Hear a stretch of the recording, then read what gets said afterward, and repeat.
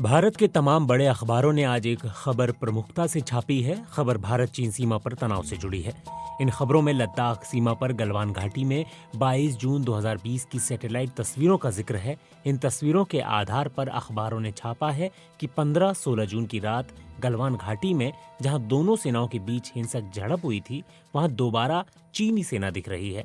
अंग्रेजी अखबार times of India ने अखबार की लीड लगाई है कि सैटेलाइट इमेज बताते हैं पीएलए ने संघर्ष की साइट पर कैंप लगा लिए हैं। हालांकि अखबार ने खबर के साथ कोई सैटेलाइट इमेज नहीं लगाई है। हिंदुस्तान टाइम्स अखबार कह रहा है कि सैटेलाइट इमेज संकेत दे रहे हैं कोई पीछे नहीं हटा है। हिंदुस्तान टाइम्स ने यह खबर बॉक्स बनाकर छापी है। इंडियन एक्सप्रेस ने लीड लगाई है कि सैटेलाइट तस्वीर में गलवान में चीनी सेना दिख रही है। इसी तरह की हेडलाइन कमोबेश हिंदी के अखबारों और टीवी चैनलों में भी चल रही हैं। समाचार एजेंसी रॉयटर्स ने भी इन सैटेलाइट तस्वीरों को ट्वीट किया है। ये सैटेलाइट तस्वीरें मैक्सार टेक्नोलॉजी ने खींची हैं। बीबीसी इनकी सत्यता की पुष्टि नहीं करती है। लेकिन भारत और चीन के बीच चल रहे सीमा विवाद के मद्देनजर ये काफी अहम है, इसलिए हमने इन तस्वीरों की अहमियत जानने के लिए बात की retired lieutenant general Sanjay Kulkarni से। लेफ्टिनेंट जनरल संजय कुलकर्णी लद्दाख में वास्तविक नियंत्रण रेखा पर 1982 से 1984 तक तैनात थे। फिर 2013 से 2014 तक उन्होंने भारतीय सेना के 14 कोर के चीफ ऑफ स्टाफ के तौर पर भी काम किया। 2014 से 2016 तक वो सेना के इन्फेंट्री विभाग में डीजी के पद पर भी रहे हैं। दोनों देशों की सीमा पर जिस इलाके से तनाव की खबरें आ रही हैं, उन इलाकों में उन्होंने लंबा समय बिताया है और अच्छी समझ रखते हैं। लेफ्टिनेंट जनरल संजय कुलकर्णी के साथ विस्तार से बात की बीबीसी संवाददाता सरोज सिंह ने। ये जो सैटेलाइट इमेजेस मैक्सा टेक्नोलॉजीज की बात कर रहे हैं, वो इमेजेस क्या बताती हैं?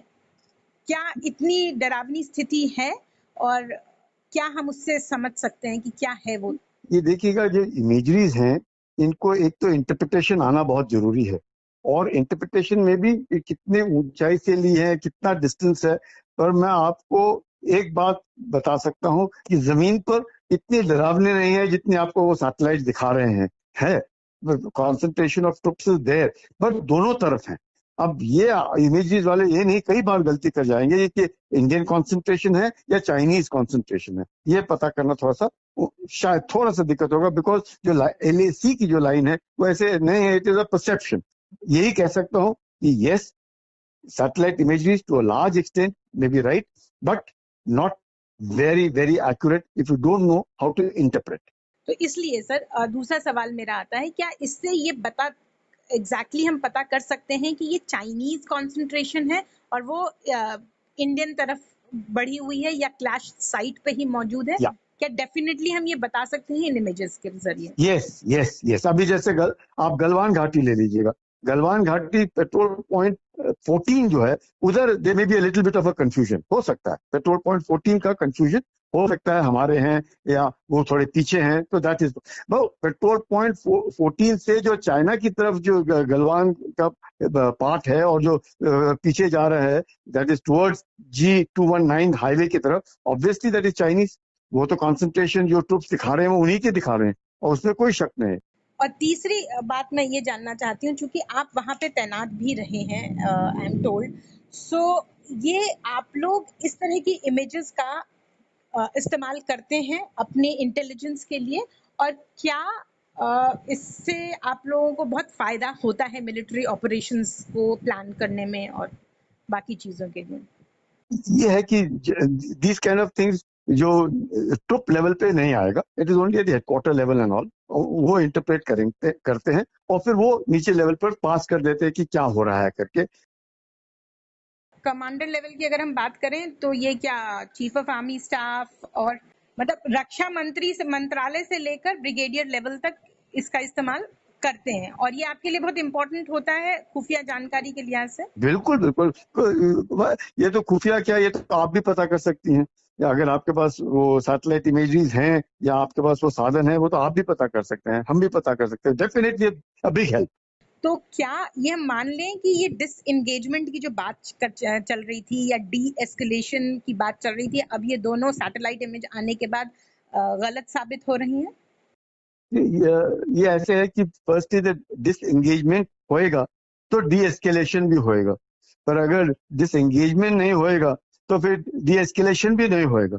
Because the first most important is to disengage. जो ट्रुप्स फेस टू फेस हैं वो नहीं रहेंगे तो फायदा होएगा। और ये जो इमेजेस आ रही हैं उससे आपको थोड़ा बहुत जानकारी हो जाएगी कि लग रहा है कि distance between the two troops दूर है। और ये जो इमेजेस आती हैं आप कंपेयर करते हैं कि मैंने परसों लिया क्या था, आज लिया क्या है, और फिर उससे पहले लिया था, अगर 1 महीने पहले आपने लिया है, अगर आप तो वो सैटेलाइट सर्कल काटता है 21 दिन में काटता है या 15 दिन में काटता है या जो जैसे भी है, तो आप ये पता कर सकते हैं कि ये फर्क आ रहा है। तो definitely it's a big help. आपको डी-एस्केलेशन में ये पता चल जाएगा। Supposing you saw there were 100 vehicles in one of the imageries which was say taken, एक हफ्ता पहले 100 गाड़ियां देखी आपने, और फिर जब आपने 3 दिन पहले देखी उसमें 75 गाड़ियां देखी, और फिर उसके बाद जब कल देखा तो आपने देखा 85 ही गाड़ियां हैं। मतलब फर्क पड़ रहा है। Some scope of de-escalation can be attributed कि भाई they are trying to go back. ऐसे अगर आप देखते हैं कि पिछली बार 175 गाड़ियां आपने काउंट की और इस बार 350 की और आज तो तकरीबन 500 हो गई हैं, दैट मीन्स ये तो सिर्फ दिखावा है और करनी और कहने में अंतर है। क्या सैटेलाइट इमेज से ये पता चल सकता है कि 15 जून के बाद वहां पे निर्माण कार्य हुआ है या नहीं चीनी सेना के साइड? हाँ, पता चल सकता है, पर सैटेलाइट इमेजरी को पढ़ने वाला अच्छा होना चाहिए, नंबर 1। नंबर 2, चीन की तरफ किसी ने डिकॉइज नहीं होने चाहिए, क्योंकि सैटेलाइट इमेज से कैसे पता चलेगा? अगर मैं गत्ते की गाड़ी बना के रख देता हूँ, कैसे पता चलेगा आपको? आपको तो सिर्फ ऊपर से सिलट ही दिखेगा ना, तो पक्का आपको, क्योंकि after it's an high altitude desert, काफी कुछ तो वहां पे पेड़ थोड़ी है। मतलब आपको या तो नदी है या कोई पहाड़ है, और नदी और पहाड़ के बीच में उसकी सिर्फ परछाई हो सकती है। Certain things are very very clear because of the way army makes it.